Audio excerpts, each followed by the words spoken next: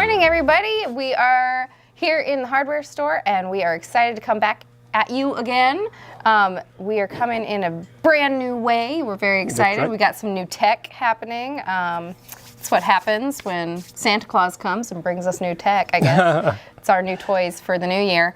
But today, we're going to be talking about something that everyone hopefully has in their home, and that is plumbing. Plumbing, indoor plumbing. Indoor plumbing. Hopefully you all have indoor plumbing. I know there are some places in the world that still doesn't happen, but here in the hardware store, we have it. We pride ourselves with a complete plumbing department. And, you know, it surprises me, it shouldn't, but it surprises me every week that somebody walks in and says, wow, I didn't know you carried water heaters, or I didn't know you had faucets. But it came to mind this morning, and I just wanted to mention that. Yeah. And actually, yesterday on my day off, I rebuilt my bathroom faucet. Well, it was very good that we said, hey, this morning, let's talk about bathroom faucets. Right. And you have a kitchen faucet here, though. I brought a kitchen faucet just because it's bigger, and it may work a little better for the video if we got something bigger to work with. What we're going to talk about today is if you've got that annoying drip out the end of the faucet. That's perfect. How to fix a leaky faucet. And and bathroom faucets and kitchen faucets are fundamentally the same. Fundamentally the same, even if it's a difference in spout length. Right, and it could be a single lever versus the two handles, but they all work basically the same. And we're going to go into some detail and show you how this comes apart. It's a project that the homeowner can do themselves and feel comfortable with it. You're not going to get electrocuted. You may get wet, but well, they haven't made any smart faucets yet, right? No, I'm sure they probably have. Oh. And you know, touch. I didn't pay attention to that big consumer electronics show was this past weekend. Way over my head. I know, right? We're sticking to the fundamentals, something you can do at home. Don't have to get your electrician out to help you. And the first thing you want to do is look under the sink, and you're going to find something that's going to look like this. This is a supply line. This is hooked to the faucet under here. And if we can turn that up, I didn't mean to tape that down. Underneath, you're going to see a brass fitting, and this would go right onto that brass fitting. And on the other end of that faucet, yeah, hold that, please. I'll hold something. Okay, I just want to get this set back up for doing the actual repair. Okay. Anyway, at the other end of this supply line, if your supply comes out of the wall, you're going to have a valve that's got a 90-degree angle on it. If your supply line comes up through the floor, like some of the older houses, your valve is going to be straight.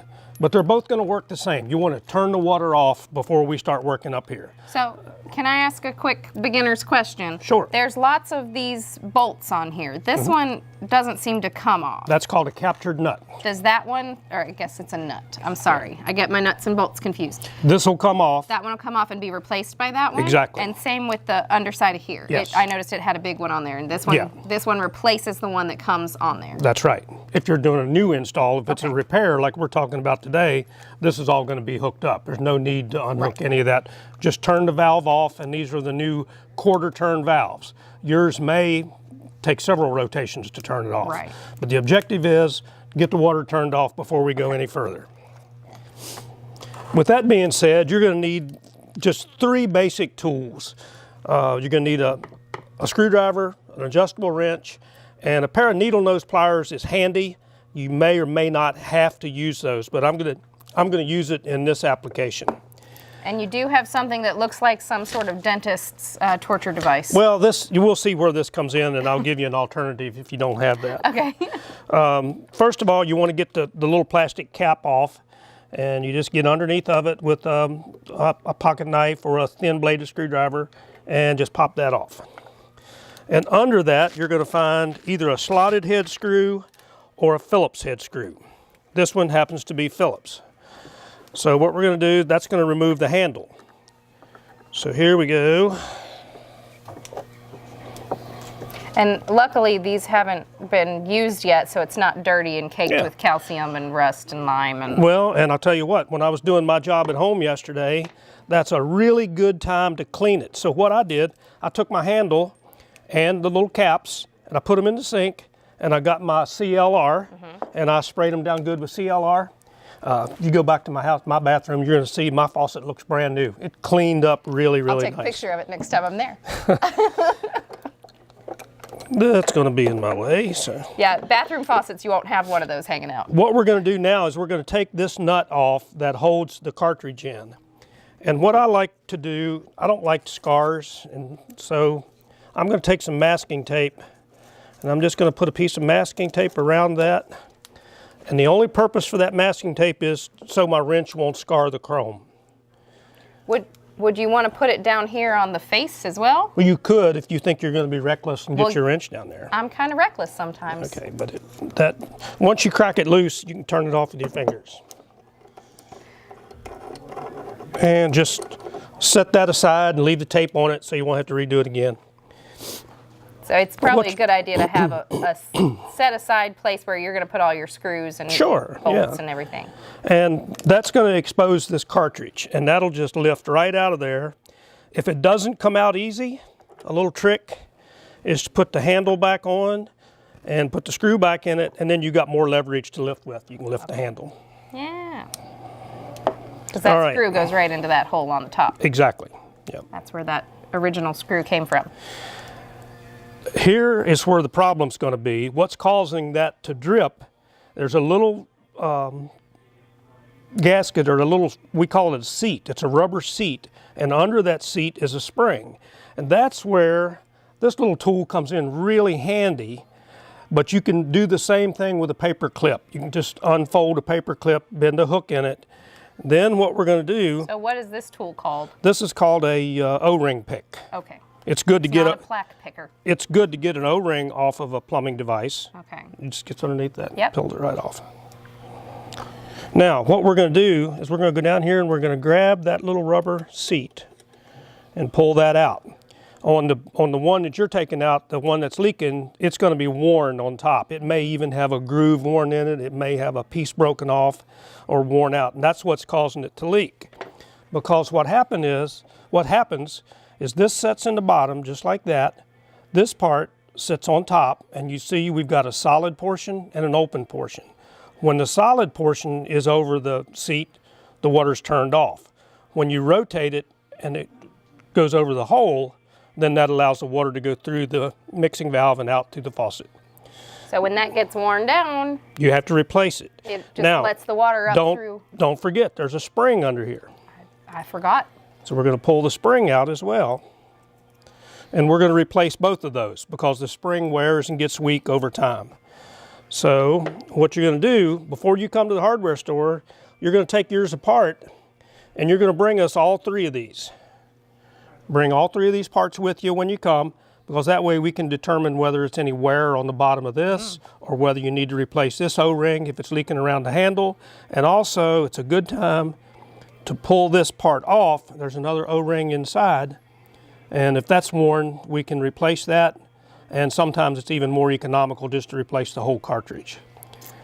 Well, there's just so many parts I didn't realize. All right, so there's the old, we got the old ones out. You bring it to the hardware store, we're going to identify it, and we're going to get you a pack of a rebuild kit. Nice. And it's got two in there, because usually you've got a do them red both. and a red and a blue. Yeah, go ahead and do them. Hot and a cold. Do them both at the same time while you got the water and everything turned off. This is the secret to a successful job. Waterproof grease. We like secrets, but we're sharing them. Yeah, this is a secret that needs to be shared. It's a waterproof food grade grease.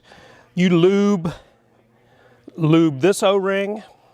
When you put it back together, lube this shaft and insert that back. And particularly lube the top of this seat, the rubber seat. Your repair will last so much longer. Don't forget to spend a little extra money and buy the waterproof grease. And we'll be able to identify, if you bring your stem in, there's some new ones on the market now that have ceramic disc inside. We recommend a different type grease for that fitting. Nice. Now, here's where the needle nose pliers come in. This is why you need a local hardware store, so they can tell you that your ceramic seat needs a different grease. I don't know if you can see it or not, but this spring is cone shaped. It's wider at the bottom than it is at the top. And I say bottom and top because that's exactly the way it's got to go in. The wide part has to go down. If you try just dropping that in with your fingers, the rules of relativity, probability always inverts it and it goes in upside down. So I've learned over the years, go ahead and get a pair of needle nose pliers and insert it in the hole like it's supposed to be. And it doesn't matter where it goes down it? No, it's a tiny little hole. I was just seeing the big outside part, but there's a tiny little hole in there that the spring just fits nicely in. And you can use your paper clip or your O-ring pick to put the seat back down on top of the spring. Now we've got everything lubed, everything's good to go. There's 2 tabs on this cartridge that'll only allow it to go in one direction. Right, so they're different size tabs? Nope, they're the same size. Yeah. Does it matter then which side you put on which? It really doesn't matter if you have a preference on which way your handle's only going to go on one way. So that would be closed, that would be open. Okay. And that was just for demonstration purposes. Now we're going to install the cartridge and make sure it's seated all the way down. Then we're going to put our nut back on. And if you're concerned about the chrome on the faceplate when you're reinstalling it, go ahead and take a minute, protect it. I know I would if I was working on my old truck. See, if you care about your bathroom chrome, protect it. Yeah. That way you're safe. Everything is covered. I might have a little too much and pucker the... Don't have to tighten it very tight, just snug.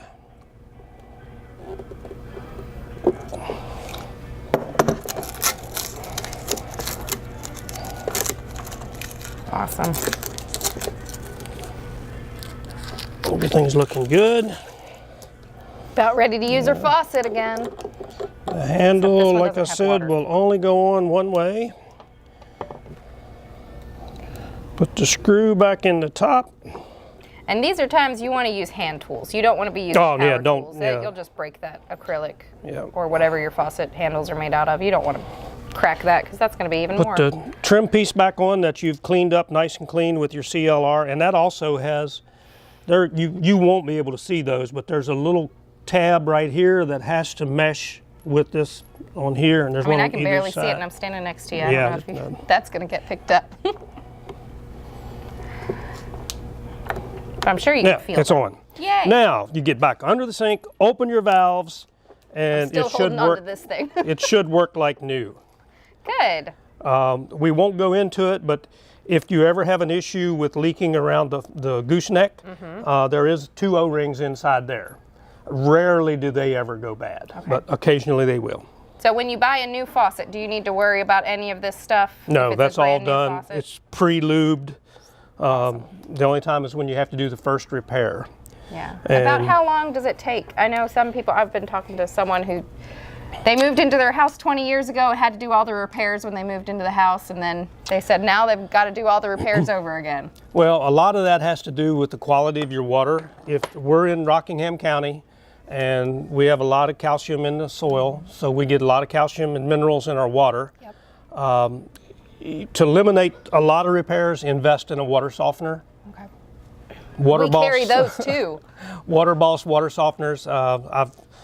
I've sold a lot of water softeners, and I've got a lot of happy customers, a lot of satisfied customers. Okay, so the quality of the water will determine how long these repairs will last. But we're here. We'll help you when when your faucet's leaky and you just can't figure out where that extra money from your water bill's going. It's because your leaky faucet. Yeah, you'd be surprised how much water goes through there in a day, just at a drip. Yep. I'm not surprised. Yeah. Awesome. Right. And remember, here at Randy's, we don't mind your questions. We don't mind them at all.